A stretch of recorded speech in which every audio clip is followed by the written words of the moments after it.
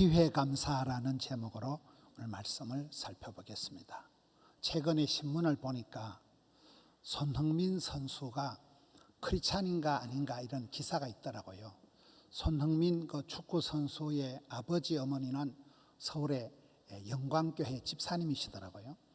근데 손흥민이가 기도할 때 그 운동 경기에서 이기라고 시합의 결과를 놓고 기도하지 않고 손흥민 선수는 경기를 뛸 수 있는 기회를 주시니 감사합니다. 그라운드에 서게 해 주시니 감사합니다. 이 경기가 끝난 뒤에도 축구를 통한 행복을 잃고 싶지가 않습니다. 다치지 않게 해주세요. 그렇게 기도한다는 거예요. 보통 사람들은 시합에 이기게 해달라고 기도하는데 손흥민이는 이기고 지는 게 문제가 아니고 운동장에 가서 뛸 수 있는 기회를 주신 것을 감사합니다. 그래서 오늘 제목을 기회감사다 이렇게 정했습니다. 손흥민이 그 아버지 어머니가 집사로서 아이들을 키울 때 손흥민 그 아버지 손옹정 집사님은 굉장히 가난하게 자랐다는 거예요. 그래서 그분의 말을 들어보면 가난도 은혜다. 어린 시절을 그 강원도에서 아주 가난하게 자랐기 때문에 웬만한 어려운 일은 당해도 이까이 거는 커버한다 해서 가난도 은혜가 되고 그 가난한 어린 시절이 굉장한 그런 이렇게 생활력을 주게 되었다는 겁니다. 아들에게 축구만 가르친 것이 아니고 인성을 강조해서 언제라도 겸손해라. 항상 감사해라. 이 겸손과 감사 두 가지를 아들에게 늘 강조를 했다는 것입니다. 손흥민이가 기도한 그 기도의 제목이 경기의 결과나 성적이 중요한 것이 아니라 뛸 수 있는 기회를 주신 게 감사하다. 여러분, 사람은 살아가면서 일평생 자기에게 결정적인 기회가 두세 번은 꼭 온대요. 그런데 복 있는 사람은, 행복한 사람은, 될성부른 나무는 그 기회가 올 때 그 기회를 본능적으로, 감각적으로, 동물적으로 붙잡는다는 거예요. 기회를 놓치지 않는다는 거예요. 그래서 우리가 어떤 일에 부름을 받는다, 쓰임을 받는다, 그 자체가 축복입니다. 일을 맡게 되고 무대에 서게 되면 엄청 부담을 느끼지만 부담이 축복이고 부담이 사명이고 스트레스가 양념이고 어떤 마감 시간에 맞춰서 팽팽한 긴장감을 가지고 스트레스를 받지만은 그 스트레스가 오히려 작품을 만들어낸다는 거예요. 피곤이 능력이고 한계를 느낄 때 한계를 뛰어넘는 그런 작품이 나온다는 것입니다. 많은 사람들이 건강염려증에 빠져가지고 맨날 걱정을 태산같이 하고 맨날 그냥 징징거리면서 살아가기가 쉽습니다. 그런데 오늘 성경 말씀에 보면 에베소서 5장 15절에 그런즉 너희가 어떻게 행할지를 자세히 주의하여 지혜 없는 자같이 하지 말고 지혜 있는 자같이 하여 세월을 아끼라. 때가 악하니라. 오직 성령의 충만을 받아라. 여러분, 갑자기 오늘 본문에 보면 지혜로운 사람이 되거라 하다가 지혜로운 사람의 특징이 뭐냐? 세월을 아끼라는 거예요. 이 세월을 아낀다는 것은 기회를 붙잡으라는 거예요. 기회를 붙잡는다는 것은 돈을 주고라도 시간을 사라는 거예요. 대가를 치르고라도 기회를 붙잡으라는 게 오늘 본문의 뜻입니다. 요즘 청년들이 3포 시대, 5포, 7포 시대다 이렇게 얘기를 하는데요. 청년들에게 좀채 기회가 주어지지 않는 것도 문제지만은 문제는 우리에게 어떤 기회가 찬스가 주어졌을 때도 평소에 준비가 안 된 사람은 그 찬스를 기회를 감당을 못하는 것입니다. 히브리서 11장 6절에 보면 믿음이 없이는 하나님을 기쁘시게 할 수도 없고 하나님께 나아가는 자는 하나님이 반드시 살아계신 것과 찾는 자들에게 상을 주시니심을 믿어야 그 사람이 은혜 보좌 앞에 담대히 나가고 믿음 찬 생활을 할 수 있다는 것입니다. 눈에는 보이는 것이 없고 손에는 잡히는 것이 없어도 믿음의 사람은 상 주실 주님을 바라보고 나간다는 거예요. 17절에 보면 어리석은 자는 하나님의 본심을 오해를 해서 속단을 하거나 오판을 하거나 쉽게 포기한다는 거예요. 하나님의 본심을 오해를 한다는 거예요. 탕자의 비유의 비극은 탕자가 아빠를 오해하는 거예요. 가만히 있어도 상속권이 주어질 터인데도 내가 이 집안에 있어봤자 평생 뭐 세컨드밖에 더 되겠나 오판을 해서 그 시대 부모님이 돌아가셔야 자식에게 재산이 돌아오는데 아빠한테 내 재산 달라는 것은 아빠 빨리 죽으라는 그런 폐륜적인 탕자가 되고 맙니다. 두 아들 다, 큰아들 작은아들 다 문제였지만은 그 누가복음 15장 탕자의 비유에서는 못난 두 아들이지만은 그래도 끝까지 사랑하고 끝까지 덮어주는 그 애비의 마음을 기록하고 있는 것이 탕자의 비유의 핵심입니다. 이사야 40장 28절에 보면 이스라엘아 야곱아 너는 알지 못하였느냐 너는 듣지 못하였느냐.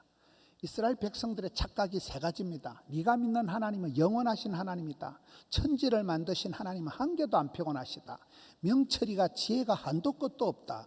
근데 너는 맨날 순간적인 거 임시적인 거 가지고 절절매고 조금만 일하면 피곤해 죽겠다고 징징거리고 그 알량한 머리 가지고 잔머리 굴리지 마라. 하나님은 명철이 한이 없으시고 천지를 만드시고도 한 개도 피곤치 아니하신 하나님, 영원하신 하나님을 너 왜 모르냐? 이스라엘아 야곱아 너는 듣지 못하였느냐? 이렇게 얘기하고 있습니다.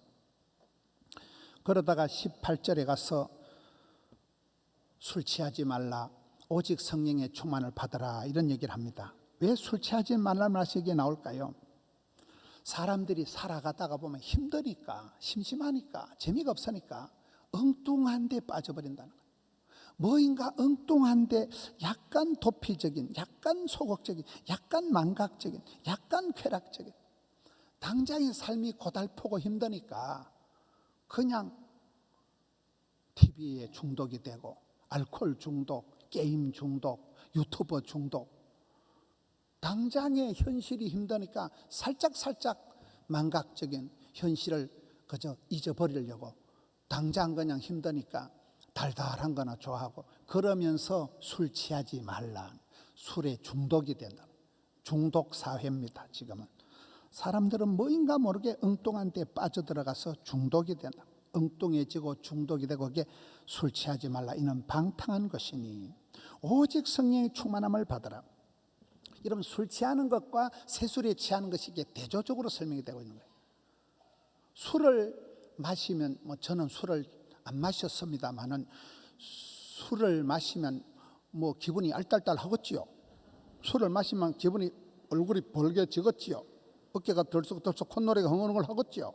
술을 마셨을 때 그 술 취하는 기운에서 나타나는 정세가 성령에 충만할 때하고 비슷하다는 거예요. 성령 충만 받으면 성령의 9가지 열매가 사랑과 희락과 화평과 온유와 양성과 충성 이런 게 나오잖아요. 사랑을 하면은 어찌 될까요? 행복해지지, 예뻐지지. 희락, 기쁠 희자, 즐거울 낙자. 기쁨이가 샘솟듯, 은사를 부릴 듯, 청춘이 독수리 날개침 같은 그런 굉장히 다이나믹한 삶의 자세가 나타난다는 거예요. 여러분 성령은 세 가지로 나타납니다. 불처럼, 바람처럼, 생수처럼. 불처럼 나타나니까 성령은 불이에요. 성령의 역사가 나타나면 가슴이 뜨거워져요. 사탄은 창세기의 뱀으로 나타났는데 뱀의 역사는 뱀은 냉혈동물, 피가 차가운 놈이에요. 사탄의 역사면 악의 역사면 싸해집니다. 성령은 불이에요. 바람처럼은 뭡니까? 에스겔 37장에 마른 뼈다귀들이 해골바가지 있는데 성령의 바람이 생기가 불어오면 뼈들이 살아나서 하나님의 큰 군대를 만들잖아요. 생수는 뭡니까? 에스겔 47장에 보면 성전에서 물이 흘러나오는데 그게 성령을 말하는 거예요. 성전에서 물이 흘러나와서 이게 강물이 돼가지고 강물이 들어가는 곳마다 생물들이 살아나고 이파리가 피어나고 각종 열매가 맺히고 그 성전에서 흘러나오는 성령의 생명수가 사해 바닷가로 들어가면 사해가 살아나고 물고기가 생기고 생전에 없던 어부가 만들어지는 게 이게 생명수 성령의 역사라는 성령이 불처럼 바람처럼 생수처럼 역사하듯이 술 취하지 말라. 사람이 술을 마시지만은 시간이 지나가면 술이가 사람을 마신다 이러잖아요. 저나 여러분은 술을 잘 모르기 때문에 집사람이 맨날 술 예를 들지 마라 하는데도 오늘 성경에 술 취하지 말라. 성령의 충만을 받아. 이게 굉장히 대조적으로 설명을 하고 있다는 거예요. 19절에 시와 찬미와 신령한 노래로 화답하라. 이 성령의 역사가 아니면, 악령의 역사하면 시와 찬미와 신령한 노래가 안 나오고 입에 욕티 나옵니다. 20절에 범사에 감사가 안 되고 매사에 짜증을 냅니다. 21절에 그리스도를 경외함으로 피차 복종하고 안 되면 피차 멸망, 쌍방과실, 서로 지랄, 이렇게 됩니다. 이게 22절에 부부간에 사랑과 존경이 돼야 되는데 이게 안 되면 시기와 질투와 사랑과 전쟁이 벌어지는 거예요. 6장 1절에 가서 보면 자녀들이 순종을 하는데 이게 악령이 역사하면 자녀들이 엇나가는 거예요. 이러면 자식들이 빗나가기 시작하면 감당이 안 됩니다.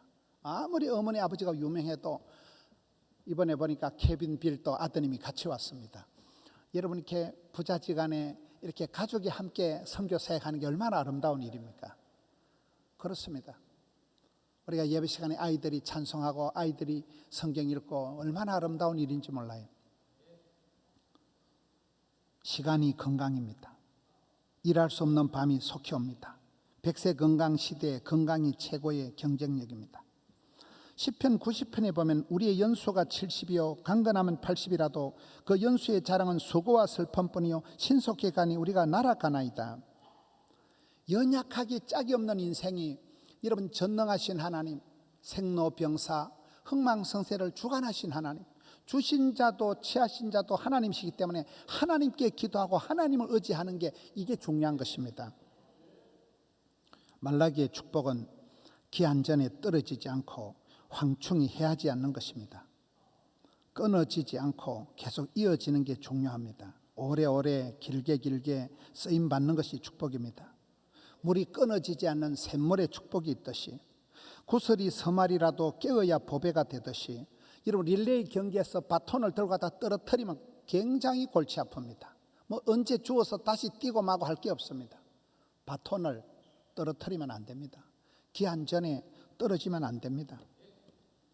기회가 주어졌을 때 기회를 붙잡으라는 거예요. 기회를 놓치지 말라는 거예요. 시간이, 기회가, 찬스가, 그게 축복이라는 거예요. 지난 6개월 또 건강을 유지함이 축복입니다. 하나님께서 생명 싸게로 우리를 싸주신 것이 하나님의 은혜입니다. 사람은 누구든지 유통기한이 정해져 있습니다. 제한된 시간 안에서만 우리가 일을 할 수가 있습니다. 그야말로 메뚜기 한철입니다. 사사기를 보면 14명의 사사가 나타나는데 딱딱 유통기한이 정해져 있습니다. 기드온은 40년짜리, 삼손은 20년짜리, 입다는 6년짜리, 야일은 22년짜리, 압도는 8년짜리. 14명의 사사가 그분들이 활동하는 기한이 딱딱 정해져 있는 거예요. 그분들이 나타나서 이방에서부터 이스라엘을 구해주고, 또 시간이 지나면 타락하고, 그때 하나님이 또 다른 사사를 세워서 또 다른 민족에서 구원해 주시고, 이런 사이클이 사사기에만 7번 반복이 됩니다. 여러분, 사울 왕도 40년 해먹었고, 다윗 왕도 40년, 솔로몬도 40년을 했습니다. 전부 다 40년이지만 사울 왕의 40년과 솔로몬의 40년은 결이 다릅니다. 맨날 미워하고 질투하고 다윗을 죽이려고 쫓아다녔던 40년 사울 왕의 세월과 최고의 부귀영화를 누렸던 솔로몬의 40년은 차원이 다릅니다.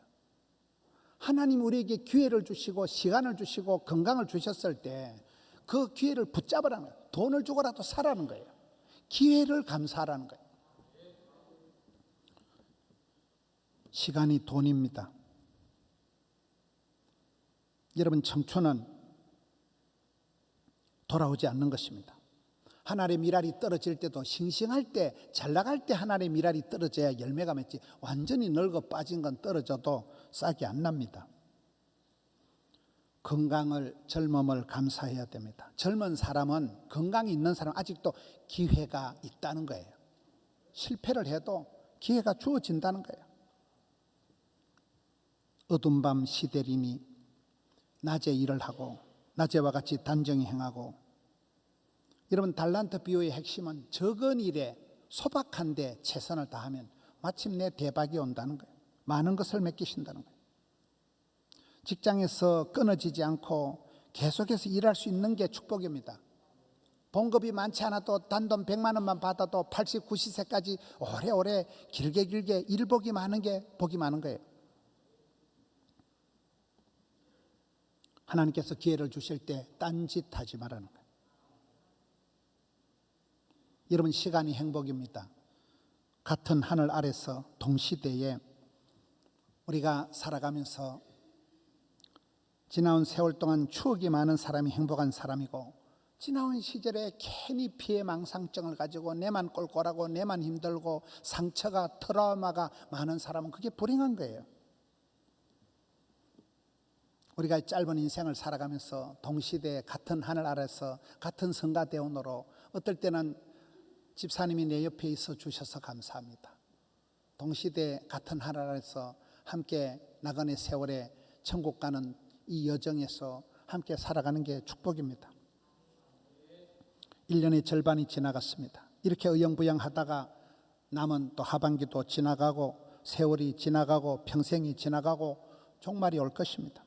그래서 성경은 회개해라, 천국에 가까웠다, 자다가 깰 때가 벌써 되었다, 어둠에 속한 옷은 벗어버리고 빛의 갑옷을 입어라, 이렇게 얘기하는 것입니다. 맨날 준비한다고 낑낑거리지 말라는 거예요. 본론을 살아라, 핵심을 붙잡으라는 거예요. 하다 보면 하나님 길을 열어주시고 피할 길을 열어주십니다. 물컵에 물이 절반만 남아도 절반은 남았다 하는 사람이 있고 절반이 없어졌다고 하는 사람이 있을 것입니다. 이순신 신앙이 뭡니까? 내가 교회 다니는 걸 남에게 알리지 말라, 이게 이순신 신앙이 아니고, 신에게는 아직 12척이 남아 있습니다. 꼴랑 그 돛담배 같은 거 12척 가지고도 막강한 일본을 무찌른다는 거예요. 신에게는 아직 12척이 남아 있다는 거예요. 필사적생, 필생적사. 하늘의 미랄처럼 떨어져서 썩어버려야, 죽어버려야 많은 열매를 맺는다는 거예요. 이순신 정신은 애국, 나라를 먼저 생각하고, 애민, 백성들을 먼저 걱정하고, 선공후사, 내 죽음을 알리지 말라. 내 죽음은 사적인 일이라, 공적인 걸, 나라와 민족을 먼저 생각하고, 우리 나라가 이겨야 되기 때문에 나라와 민족을 선공후사 먼저 생각하고, 내 죽음 그런 건 알리지 마라. 내 죽음은 나중에, 장례식은 천천히 하면 된다. 이게 이순신 정신입니다. 금년도도 남아있는 6달이 어떻게 내가 뜻깊게 의미심장하게 귀하게 살아갈 것인가.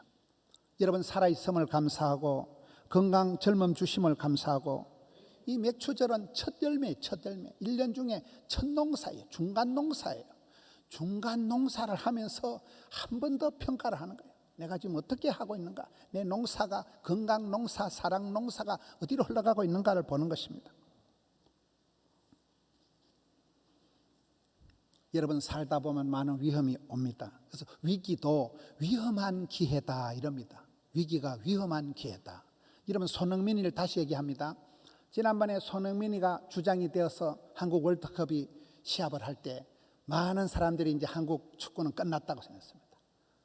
거의 끝장난 그 상황에서 꺾이지 않는 마음, 포기하지 않는 마음을 가지고 손흥민이가 끝까지 단독 드리블을 해서 패스를 해가지고 극적으로 우리가 올라갔잖아요. 몰라요. 우리 성도님들은 말씀과 기도에만 전념하기 때문에 뭐 서포처 나버랭이 같은 건 관심이 없는데, 하여튼 손흥민이가 꺾이지 않는 마음을 가지고 끝까지 포기하지 않고 대한민국을 세계적인 월드 클래스로 끌어올린 것입니다. 갈라디아 6장 9절에 우리가 선을 행하되 낙심하지 말지니 포기하지 아니하면, 마음이 꺾이지 아니하면 때가 차면 거둔다는 거예요. 때가 차면 목욕탕 가는 게 아니에요. 선을 행하다가 좋은 일을 하다가 낙심초만한 일들이 많습니다. 그때 위험한 기회가 온다는 거예요. 끝장날 것 같은 위험한 기회가 오는데, 위험한 기회를 붙잡으라는 거예요. 꺾이지 않은 마음을 가지고 끝까지 포기하지 말고, 포기는 없다. 배추 셀 때 한 포기, 두 포기, 실패는 바느질할 때 실패와 바느질. 꺾이지 않는 마음, 포기하지 않는 마음, 낙심하지 않는 마음, 절망하지 않는 마음을 가지고 나가면 때가 되면 하나님께서 반드시 열매 맺게 해주신다는 거예요. 해보지도 않고 지레 포기하는 마음을 버리라는 거예요. 성급하게 열매를 얻으려고 하지도 말고 있는 자리에서 성실하게 때를 채우다 보면 추나 추동, 봄, 여름, 가을, 겨울이 지나면 마침내 열매 맺는 철이 온다는 것입니다. 사랑 농사는, 사랑은 오래 참고 오래 참고 오래 참고 그렇게 잃는다 그러잖아요. 우리가 사람을 판단하면 안 됩니다. 많은 성도들이 성경을 배워가지고 율법적으로 많은 사람을 정죄하고 저딴기 예수를 믿고 저게 무슨 집사고 그렇게 사람을 속단하고 사람을 판단하지 말아야 되는 이유는 하나님께서 그 사람을 붙들어 쓰시기 때문에 그렇습니다. 마태복음 7장 1절에 비판을 받지 아니하려거든 비판하지 말라. 너희가 비판하는 그 비판으로 너희가 비판을 받을 것이요 너희가 헤아리는 그 헤아림으로 너희가 헤아림을 받을 것이니라. 우리가 여러분 남들을 정죄하고 비판하고 판단하는 순간 나는 너보다 낫다는 나도 모르게 우쭐해지는 교만한 마음이 들어가기 때문에 우리는 남을 비판하면 안 됩니다.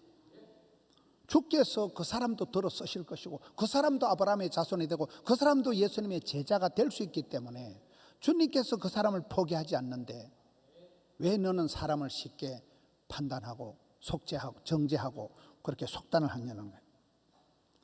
여러분 복 있는 사람은 원망 불평의 세계가 아니라 선불감사, 찬송감사, 감사가 회복이 돼야 된다는 거예요. 여러분 우리 자신을 돌아보면 하나님은 나 같은 괴짜를, 나 같은 괴물을, 나 같은 쪼다를 한 번도 포기하신 적이 없네요. 니는 인간 안 되겠다, 니 꼬라지를 봐라, 니는 사람 안 된다. 한 번도 하나님 우리를 포기하지 않으시고 성경을 보면 죄인 되었을 때에 경건치 않을 때에 예수님께서 죄인을 구하러 이 땅에 오신 거예요. 건강한 사람에게는 의사가 필요 없어요. 병든 자를 불러서 고치려고 의원이 필요하듯이 우리 예수님은 우리가 도무지 사람 구실을 못할 때 경건치 않을 때 죄인 되었을 때 친구를 위하여 목숨을 버리는 것보다 더 큰 사랑은 없나니 주께서 십자가에서 목숨을 버려서 우리에 대한 사랑을 확증해 주셨는데 우리는 너무 쉽게 사람을 속단하고 정죄하고 판단한다는 것입니다. 주님께서는 상한 갈대도 꺾지 않으시고 꺼져가는 등불도 끄지 않는 재활용의 하나님이세요.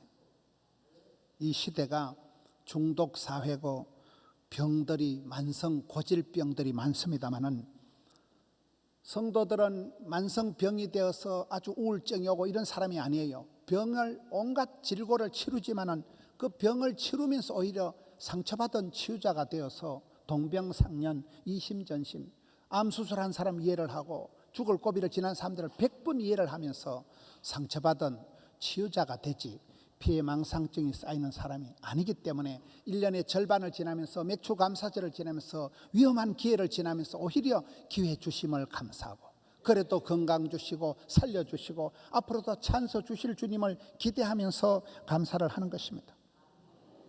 도저히 사랑이 안 되거든 불쌍히 여기세요. 긍휼히 여기세요.